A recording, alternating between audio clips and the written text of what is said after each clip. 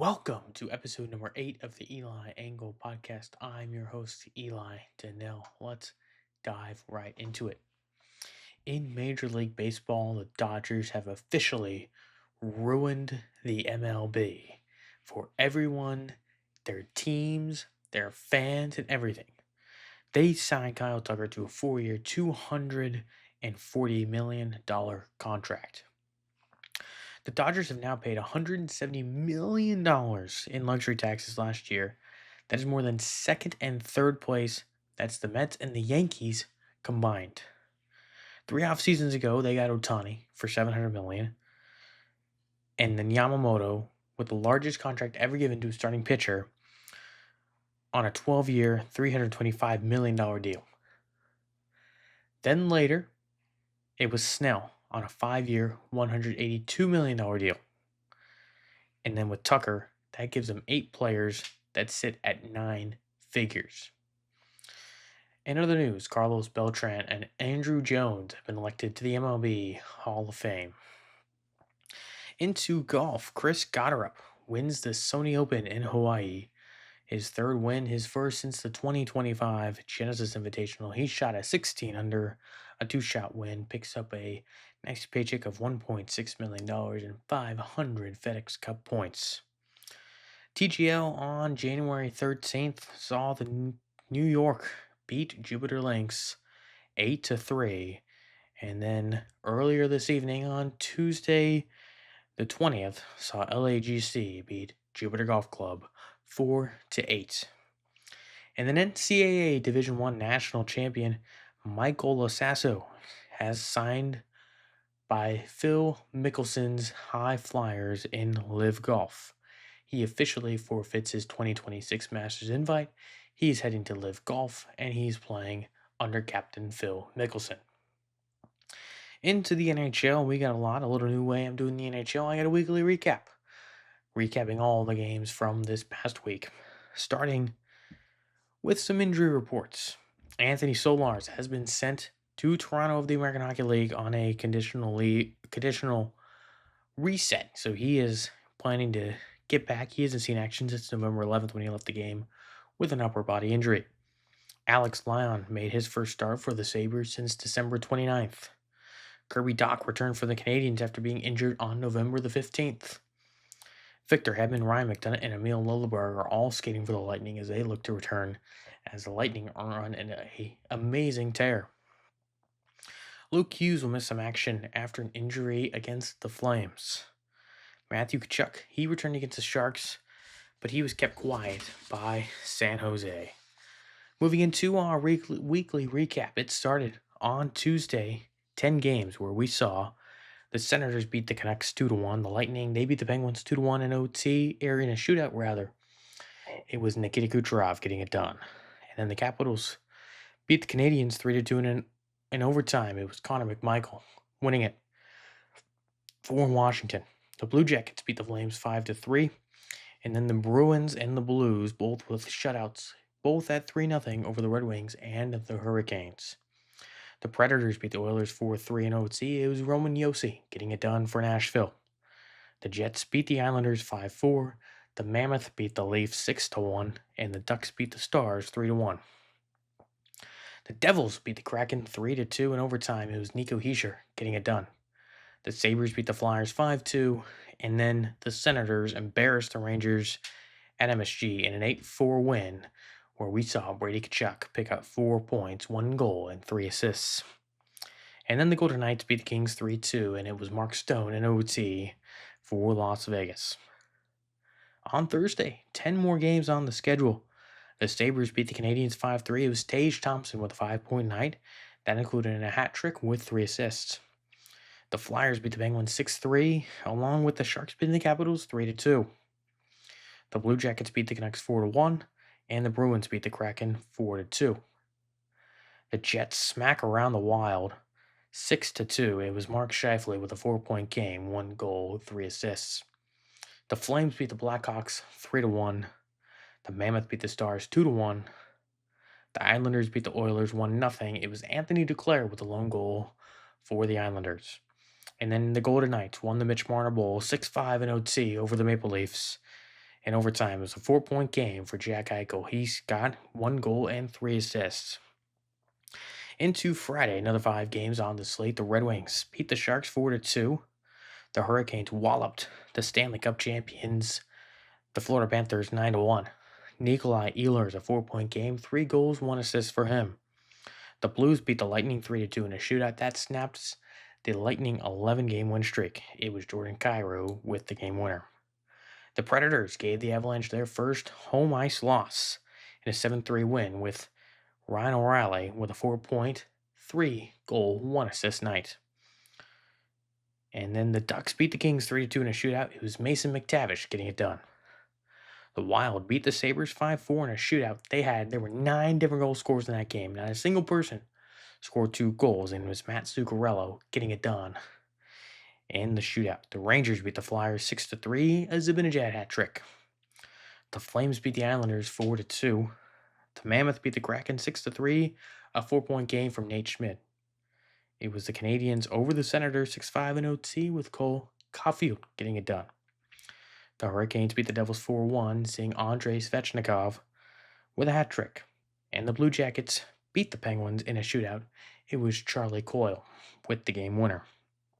The Panthers beat the Capitals 5-2. The Maple Leafs beat the Jets 4-3 in overtime with a Max Domi game winner for the Leafs. And then the Bruins beat the Blackhawks 5-2. And the Oilers shut out the Canucks at home 6-0. And then the Golden Knights beat the Predators 7-2, and the Ducks beat the Kings 2-1 in overtime. Michael Granlund with the winner. And then on to Sunday, just a small slate of 3 games. It was the Lightning and the Sunday matinee with a 4-1 win over the Dallas Stars. And the Red Wings beat the Senators 4-3 in overtime. It was Alex DeBrincat. And then the Oilers shut out the Blues 5-0 their second of back-to-back shutouts. And then on to Monday, another 10 games on the slate. The Hurricanes beat the Sabres 2-1, the Avalanche beat the Capitals 5-2, Penguins beat the Kraken 6-3, and the Sharks beat the Panthers 4-1, where we saw a goalie fight in the NHL. Nedeljkovic and Bobrovsky, they dropped the gloves and they went at it, and the refs didn't stop them. The Sharks loved it, the Panthers loved it, and the fans loved it. Bring more goalie fights into the NHL. Wild beat the Maple Leafs 6-3. It was a Marcus Foligno hat trick. The Flyers beat the Golden Knights 2-1. The Blackhawks shut out the Jets 2-0. The Devils beat the Flames in OT 2-1. It was Simon Nemec getting it done. The Islanders beat the Canucks 4-3, and the Ducks beat the Rangers 5-3. Into some league leaders.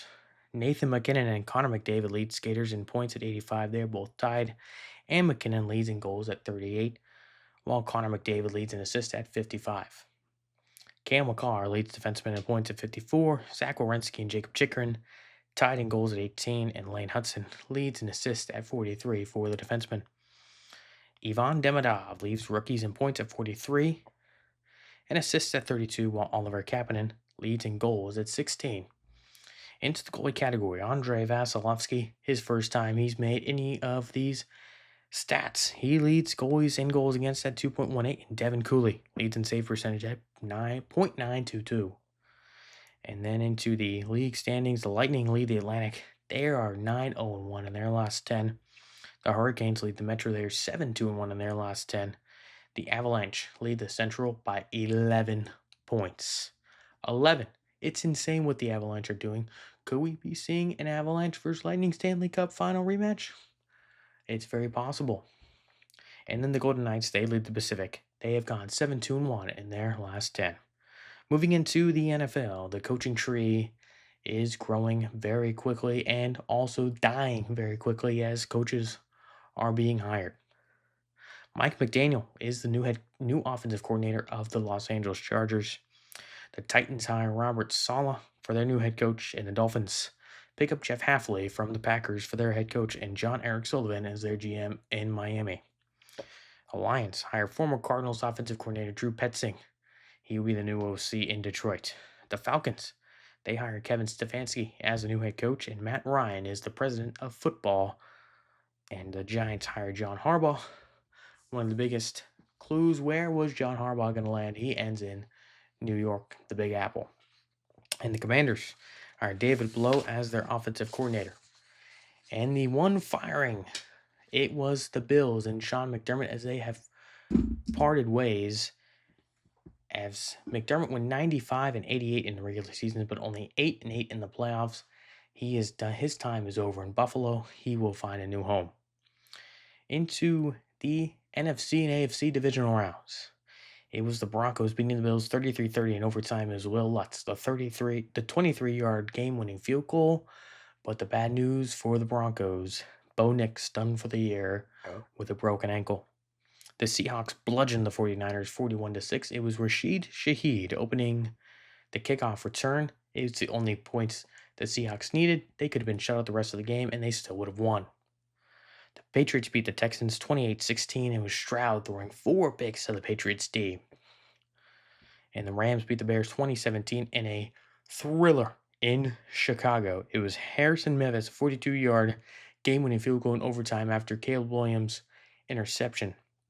Caleb Williams had the incredible touchdown pass to end regulation. He scrambled about 15 to 20 yards back and then heaved one into the end zone for the touchdown.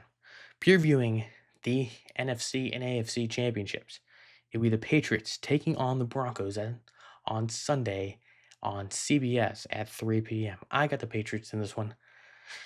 Broncos will be starting Jared Stidham. He's been with Sean Payton ever since their time in Denver. He signed him when he first got there, and then he got an extension. But I think the Patriots are going to be able to get it done in Mile High. And then the Rams will head up the coast to Seattle for a 6:30 p.m. kickoff on Fox. I think the Seahawks will get it done, setting up a Seahawks-Patriots Super Bowl. Again, we all know what happened last time. Malcolm Butler, anyone? And then it was into the college football.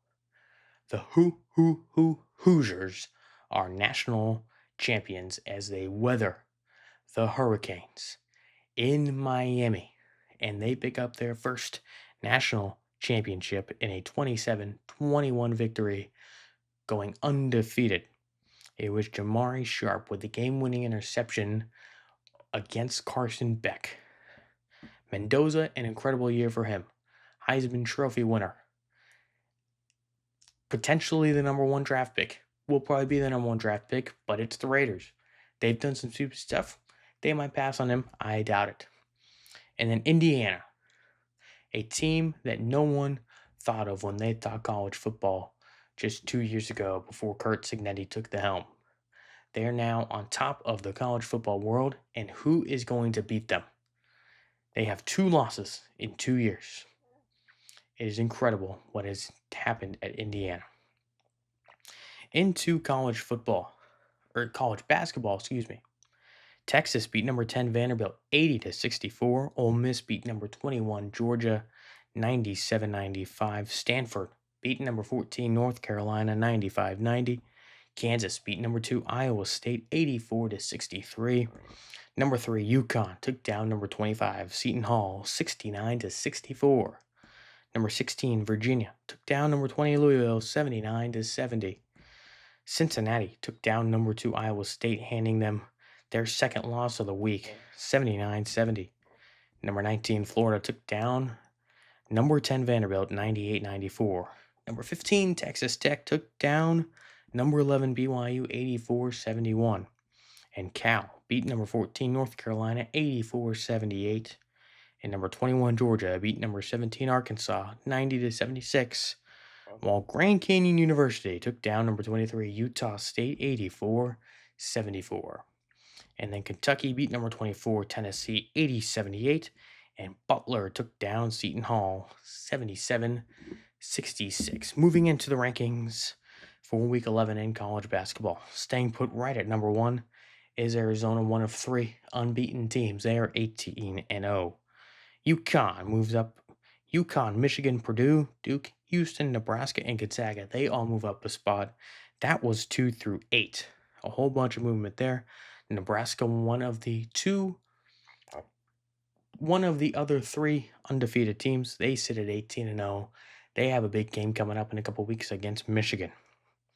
Iowa State suffers 2 losses last week. They dropped 7 spots to number 9. Michigan State up 2 spots to number 10. Illinois also moves up 2 to number 11.